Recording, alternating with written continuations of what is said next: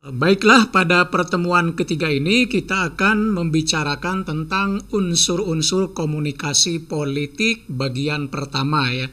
Nah, untuk bagian pertama ini kita akan berbicara tentang komunikator politik dan pesan atau pesan politik. Nah, gambar seperti yang kalian lihat ya, Presiden Jokowi dengan beberapa orang menterinya nanti akan diketahui siapakah keberadaan mereka dalam konteks komunikasi politik.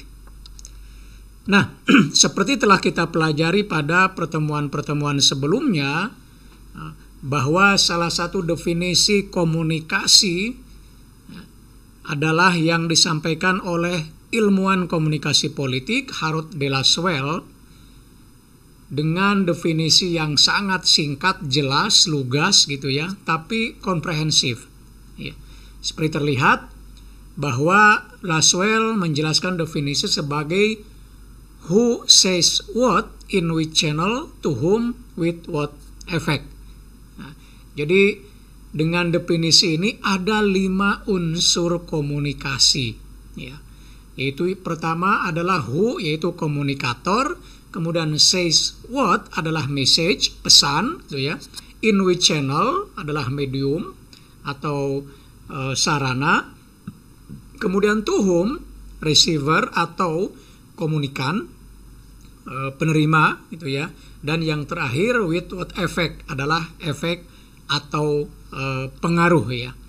Nah, tetapi karena kelima-limanya ini membutuhkan penjelasan yang panjang, maka dalam kesempatan ini saya akan menjelaskan 2 unsur saja dari kelima unsur tersebut, yaitu komunikator politik dan pesan politik. Nah, kita mulai dari komunikator politik. Apa sih komunikator politik atau siapa komunikator politik? Nah, salah satu definisi komunikator politik sebagaimana saya kutip dari bukunya Pak Gun Gun Herianto ya, ini slide-nya juga sumbernya dari Pak Gun Gun Herianto, bahwa komunikator politik adalah orang atau lembaga yang berkepentingan menyampaikan pesan politik kepada pihak lain. Jadi, komunikator politik itu bisa saja orang, bisa saja lembaganya. Jadi kalau misalnya anggota DPR, nah seperti yang terlihat di gambar berikut ini ya, beberapa anggota DPR mereka menyampaikan pesan-pesan politik baik di gedung DPR ataupun di luar gedung DPR gitu ya, maka mereka secara individu perorangan adalah komunikator politik. Tetapi juga lembaga yang mewadahi mereka yaitu DPR disebut juga komunikator politik, tapi sebagai lembaga. Jadi DPR bisa menjadi komunikator politik, anggota DPR bisa menjadi komunikator politik. Ya. Jadi bisa orang, bisa juga lembaga. Nah, kemudian tipologi komunikator politik. Siapa saja sih komunikator politik tersebut? Ya. Kalau kita baca bukunya Danimo ya, komunikasi politik, ada 3 ya, tipologi komunikator politik, dan masing-masing dari 3 ini juga memiliki 2 tipenya, 2 jenisnya ya. Yang pertama adalah politisi atau disebut juga politikus ya. Nah, politisi terbagi 2, ada politisi wakil, ada politisi ideolog. Kemudian yang kedua ya, tipologi komunikator politik yaitu aktivis. Nah, aktivis juga terbagi 2 jenis, yaitu aktivis juru bicara dan aktivis pemuka pendapat. Kemudian yang ketiga atau yang terakhir adalah profesional. Profesional juga terbagi 2, jurnalis dan promotor ya. Jadi kalau kita lihat secara keseluruhan, komunikator politik itu ada 6 ya. Nah, sekarang kita jelaskan masing-masing dari jenis komunikator politik tersebut ya. Kita mulai dari politisi ya. Nah, tadi seperti saya bilang, bahwa politisi itu ada politisi wakil, kemudian ada politisi ideolog. Nah, politisinya sendiri mungkin tidak perlu kita jelaskan definisi ya, karena ya secara mudah politisi itu adalah mereka yang aktif di dunia politik. Ya. Nah, politisi memang ada yang sedang menjabat di pemerintahan atau di lembaga-lembaga negara, atau ada juga yang tidak. Ya. Ini mereka yang misalnya sebagai anggota DPR berarti sedang menjabat, tapi mereka yang misalnya hanya sebagai pengurus partai politik, ya berarti dia tidak sedang menjabat, tapi tetap politisi. Nah, sekarang politisi wakil, apa sih politisi wakil itu? Nah, politisi wakil adalah komunikator politik yang menjadi perwakilan artikulasi kepentingan politik individu ataupun kelompok. Nah, apa sih politisi wakil? Politisi wakil adalah komunikator politik yang menjadi perwakilan artikulasi kepentingan politik individu ataupun kelompok. Nah, ada dua kategori biasanya ya terkait dengan politisi wakil itu. Yang pertama, mereka biasanya sebagai vote getter. Vote getter adalah pendulang suara. Artinya, keberadaan para politisi wakil itu seringkali dijadikan sebagai orang yang bisa menarik massa, menarik masyarakat untuk memberikan suaranya. Maka disebut vote getter. Nah, kemudian biasanya juga politisi wakil ini adalah mereka yang masuk ke dalam politik, dalam hal ini partai politik, yang misalnya jadi calon anggota legislatif, tapi tanpa melalui kaderisasi.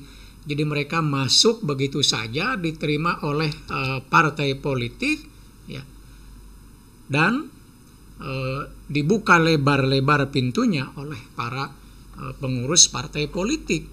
Nah, siapa sajakah yang biasa masuk ke dalam politisi wakil?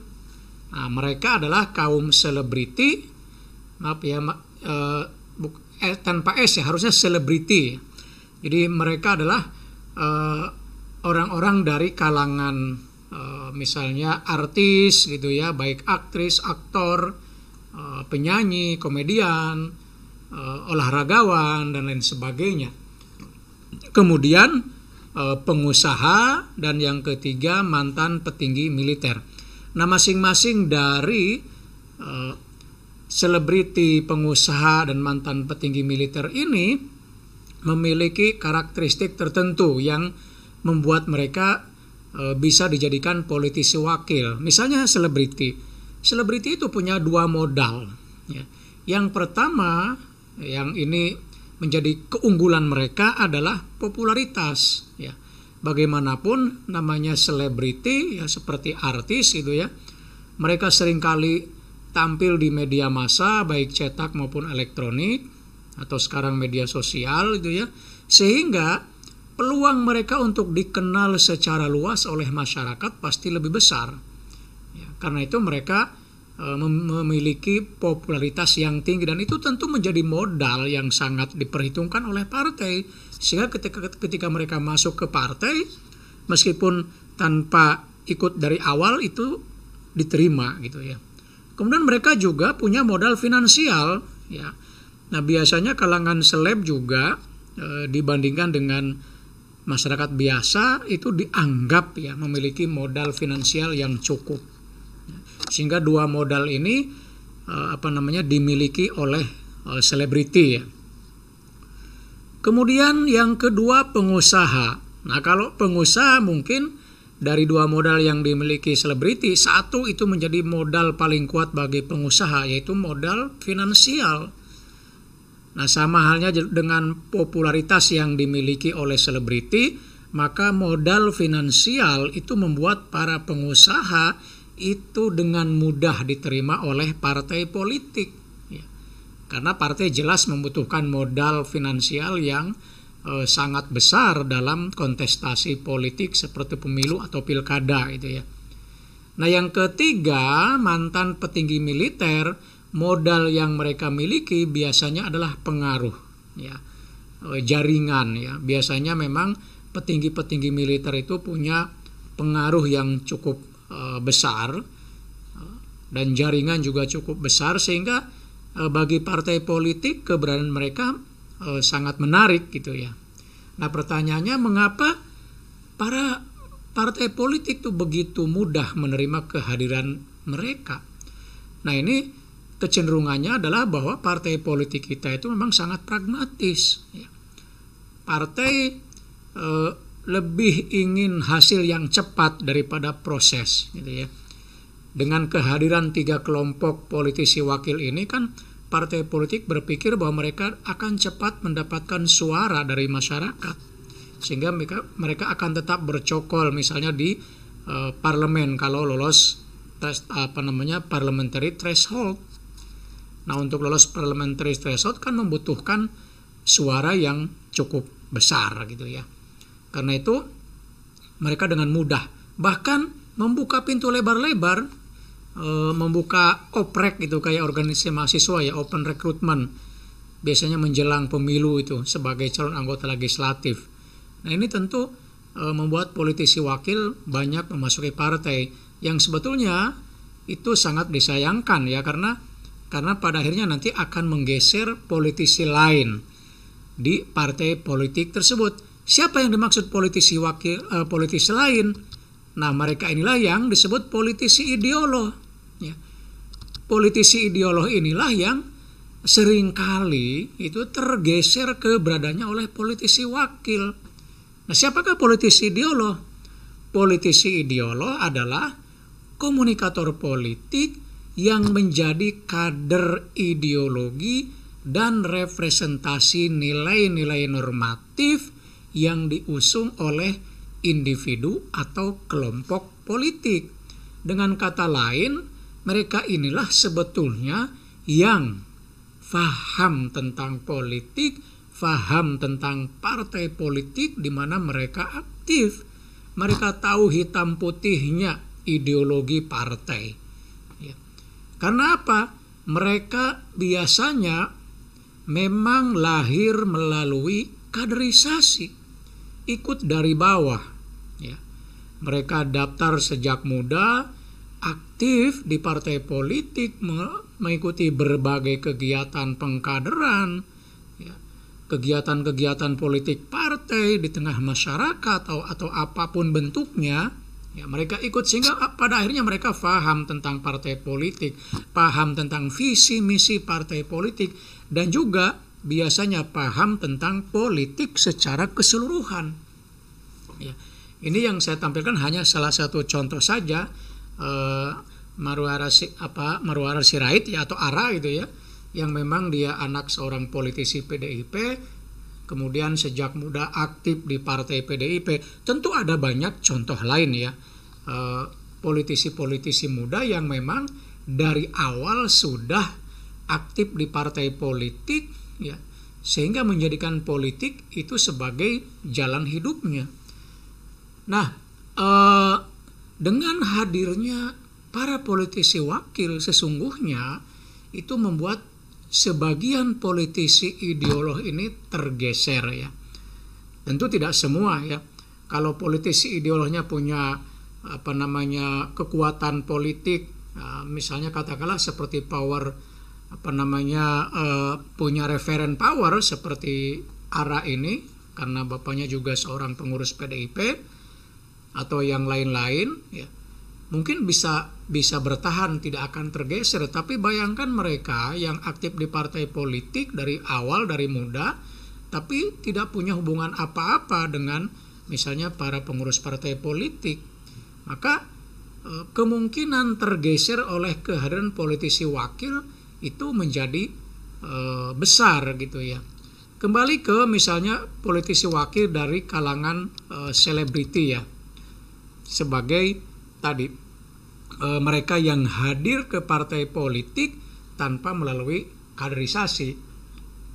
Kadang-kadang ada pertanyaan begini tentang selebriti misalnya, bukankah di Amerika juga atau di negara yang lain kalangan selebriti itu biasa masuk ke dalam partai politik, kemudian mereka juga terpilih sebagai gubernur, sebagai presiden, dan lain sebagainya. Jawabannya betul. Ya memang di negara seperti Amerika banyak juga selebriti, ya, aktor, aktris yang masuk ke dalam politik. Ya, mencalonkan diri sebagai anggota Senat, sebagai gubernur gitu, bahkan presiden, betul. Tetapi satu hal yang perlu kita tekankan adalah kaum selebriti di Amerika yang masuk politik bukan masuk begitu saja tanpa satu persiapan politik. Dan mereka umumnya adalah para simpatisan atau sukarelawan dari partai politik. Ya. Jadi mereka selama ini memang ada yang menjadi sukarelawan atau aktif di partai politik, ya, baik Republik maupun Demokrat, gitu ya. Selama mereka sebagai menjadi seorang artis, gitu ya. Ya. Maka ketika kemudian mereka masuk ke dalam dunia politik itu sudah paham gitu, sudah tahu tentang lika-liku politik. Ya.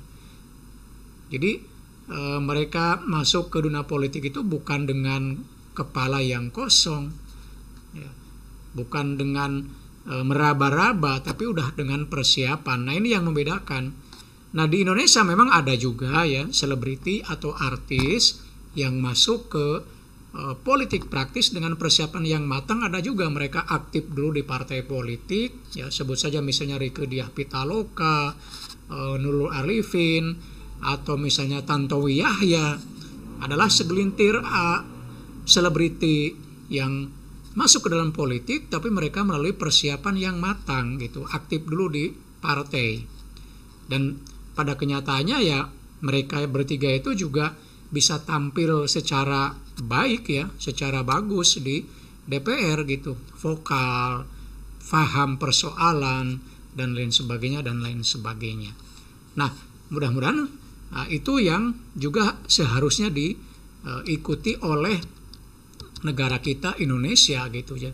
Jadi sebenarnya politisi wakil seperti selebriti itu tidak masalah masuk ke dalam politik praktis gitu ya.